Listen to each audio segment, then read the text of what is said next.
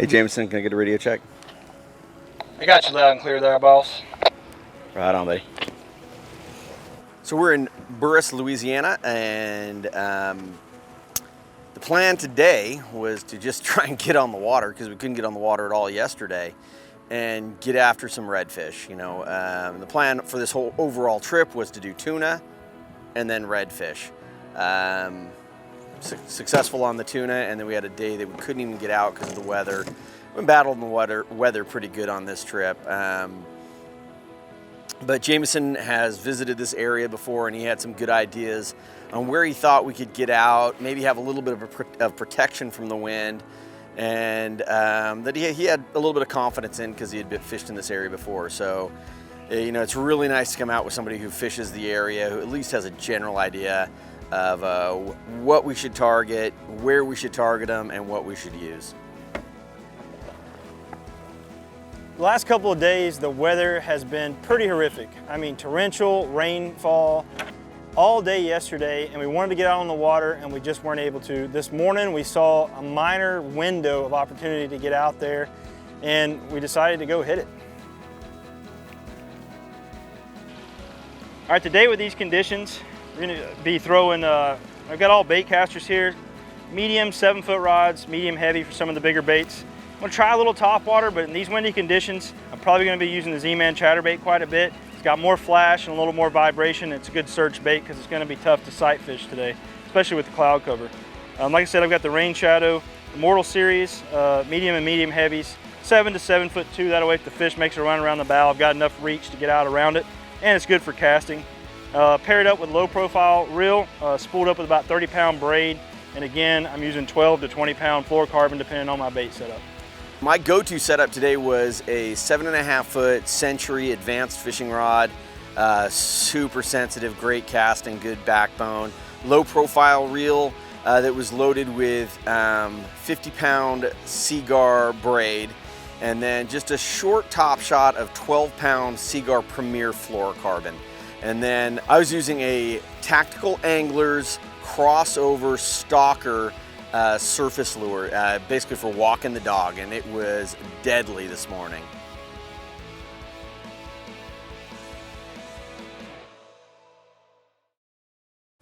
Well, we're in this kind of marshy area, working our way through little channels and pockets, through the topwater up. Oh!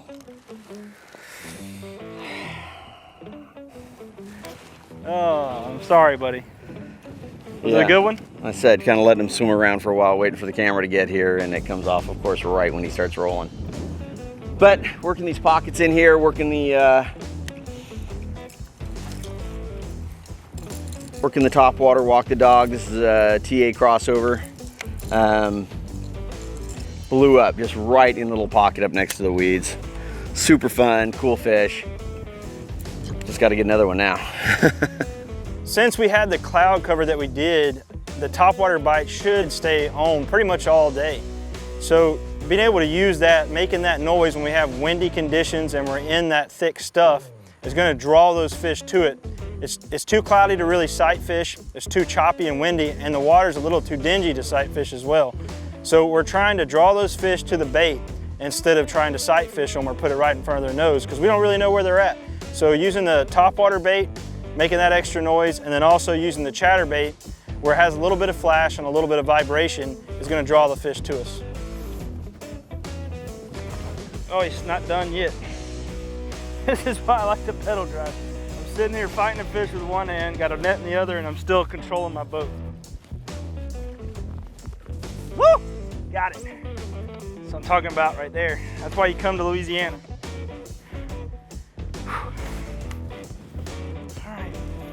A nice slot fish.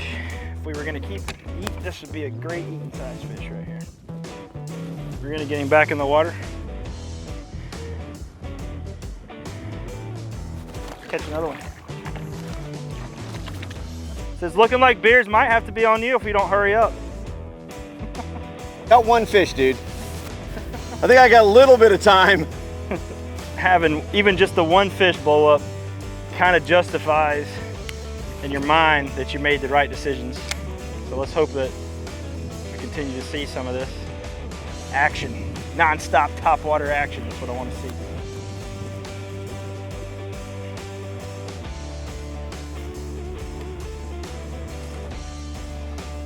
Trying to weed my way through this little marsh, looking for fish, looking for schools of bait. It's pretty cool.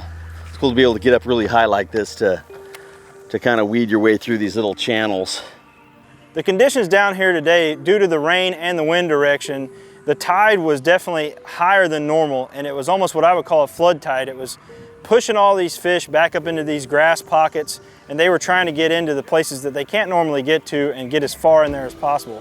So today we were throwing topwater around the edges and inside these pockets to kind of draw them out. And then also I worked chatterbait a little bit as well as a jig. Oh, go! That's a good fish. That's a good fish. GoPro, start recording. We're just working these pockets in here. Trying to deal with the wind. The hardest part about today is getting your casting accuracy, because you throw it that way to get it to land that way. And just working it, walking the dog with his TA Tactical Anglers crossover lure. And this guy just smashed that topwater. And here's the trick, right? You know, I'm kind of pinned in the weeds a little bit here. Try to keep him breaking me off. Use my paddle to reorient myself over to this little channel maybe, and I can scoop him up over here. There we go. Woohoo! Pretty fish. And of course, nothing better than getting him on topwater. I mean, he's like the color of a beautiful copper penny. Fun, fun fish. Whew. You know, they're not strong like a tuna like we've been catching. But to see them things go ripping across that shallow water, blow up on the top water, that's good stuff right there. Let's get that baby back in the water here. Yep. Boom. In my experience, fish tend to stack up on wind-blown banks. It's a little harder to fish, but this area right here created a unique opportunity for us to be able to get back into some calmer pockets and push into the grass to hold our boat position. He is in that grass. These things are tucked into this grass because it's kind of a flood tide. And these fish love to get in this stuff that they can't get into every day and feed on all the crustaceans, the crabs, the finger mullet, whatever. Got him. All right. So again, I really like using the net just because I can control the fish so much easier. I don't really lift it that way. I always want to support them under the belly. But that is a nice slot size red right there. And the fish down here are just so beautiful. Big spot on there, nice coppery red color. And got that nice blue tint to the tail. It's hard to see with this lighting, but it's there. And again, you can see where that chatterbait is, right in the corner of the mouth. So you don't have to swim a chatterbait all the time. I worked it as a spoon in this case, or as a jig. Just that little bit of flash and that tail kicking, the Z-Man floats up in its face. They can't turn it down. Jameson brought several kayaks with him for us on this trip, so I got to use a couple different boats. Today I used the Mayfly because I really wanted the ability to stand up. And I gotta say, it was a really good boat for this situation, because not only was it super stable for me for standing, but it was short enough, maneuverable for getting around some of these really tight channels that I was fishing in.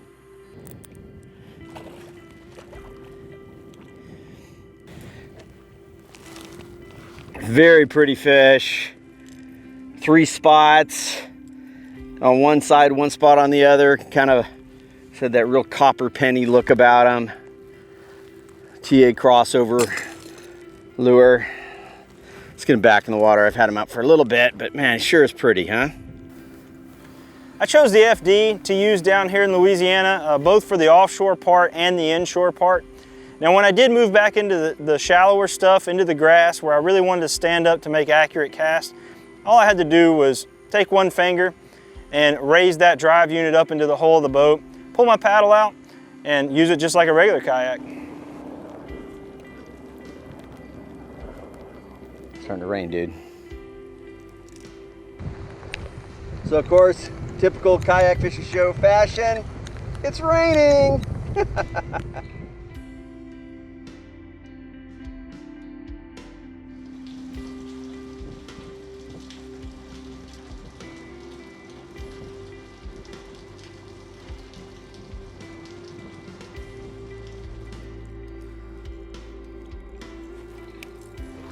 Well, we just sat out here, kept casting in a torrential downpour. I am absolutely drenched to the skin, still having a great time. It's cleared up a little bit. We've got a window. We're really keeping an eye on the radar because there's some thunderstorms coming, and hopefully we'll get back out again later this evening. But for right now, we're gonna keep at it for about the next hour.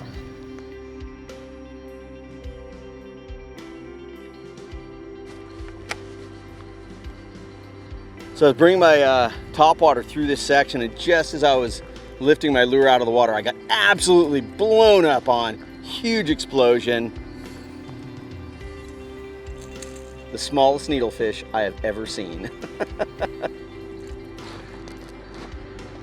Maybe. Man, it's such a battle in here with this wind and these conditions that we're dealing with. Topwater bite's been on all day because of it being cloudy, which is awesome. But having to cast and get pulled around and float around has been a challenge. This guy, let's see if we can get this one out first, has got hooked up really good. So yeah, I noticed Jim was getting a few more blowups than I was on the topwater lure that he was throwing. It had a little bit louder pitch to it, or I'd say a little bit deeper noise, you know. So I switched over to the one knocker because the Spook Junior that I was throwing just wasn't getting it done. I got that one early, but after that I just wasn't getting the blowups. And I think in these windy conditions, you need that louder sound, something that's going to really draw them in and get them to the boat. So this is a nice fish, another nice slot fish. We've been getting some quality fish today, beautifully colored. And let's get it back in the water. Yep, and she's gone. I kind of had a day of highs and lows. I mean, I did really well this morning. And of course, anytime you can catch these fish, they're strong, but when you can get them on top water like we were, that was just so much fun. I would say, considering the wind, considering the rain just lingering around us all day, I did pretty well. I think overall this morning I got 3 fish and had maybe a couple more strikes or so. This afternoon I caught 2 more fish. The bigger one that I had is the best fish I've got today, and just annihilated it. Got him. I'd say all in all it's a pretty good day when you can see good sized redfish slam a topwater lure. Look at that one knocker, dude. That is a toad. Look at that. Well, the nice thing about those pliers I just gave you, they're sitting on your knee. Well, that right there is a great fish to finish up a day. We've been battling storms all day, dodging them, not always making it. But man, that's why we're coming out here. We've caught so many of these beautiful fish. Get this guy revived. These are such hardy fish. If you take care of them, try not to handle them too much, they'll just ease off. Ready for the next time.